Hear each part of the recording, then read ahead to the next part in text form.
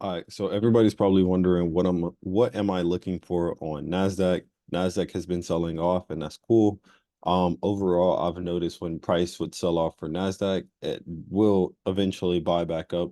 Because if we look at this, so if we look at this trend on the 4 hour time frame, we can see that this is an uptrend. There's been days or there's been weeks or just a whole week where price would sell for a long period of time just for the market to continue back upwards. There'll be a sell-off and then the market will continue back upwards. There'll be a sell-off and then the market will continue back upwards. And normally I would fall for this sell most of the time because of just structure and price action. But the way that Nasdaq has been playing is it's been playing back down to the support levels that it's been creating for itself and then continuing up higher later on. So we're going to see here what price is going to do. This is our current support level for the 4 hour time frame. We do have a new high up in this level right here.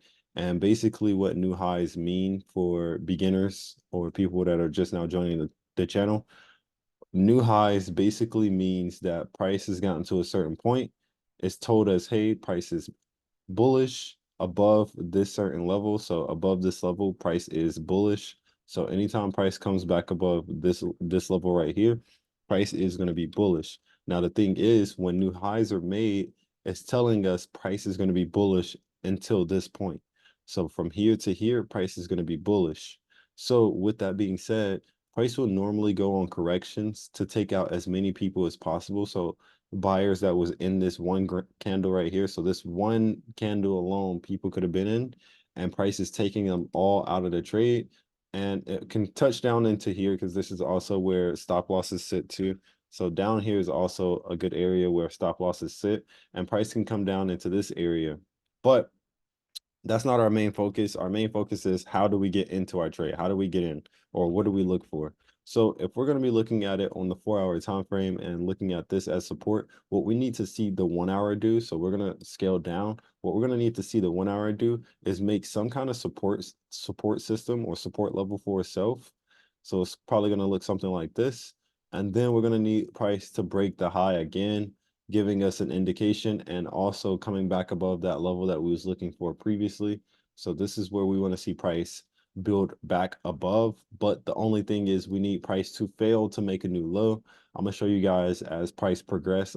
I want to show you guys because something like this right now, as we can see, this doesn't count as the continuation being over. This doesn't count as the continuation being over at all because we don't know if price is going to set up for a, let me just erase all this. We don't know if price is going to set up for a lower high and then continue down. So what we need to do is wait for price to set up, make a high for itself, lower high, that's cool, fail to make a new low, and then break the high that it made that lower high, and then we buy off of that.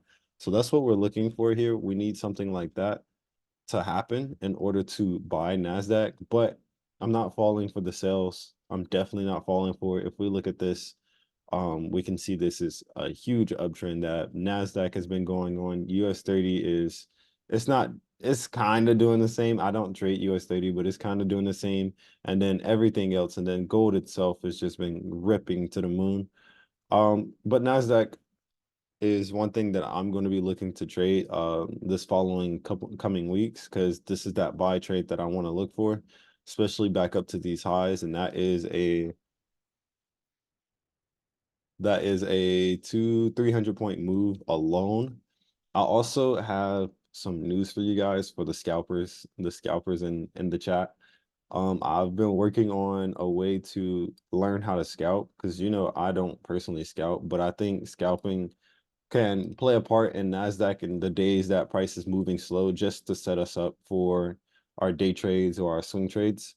I think scalping it's not the best. I personally hate it, but I think it'll be beneficial to people that do want to get in and out of the market. So I'm actually building a way that I can scalp effectively in the markets and still come out on top. So we'll see how that goes and see what I can come up with for everybody. But I know people will love that. Um, and yeah, that's pretty much it. If you guys have any questions, please leave a comment down below and I'll answer it for you. Thank you.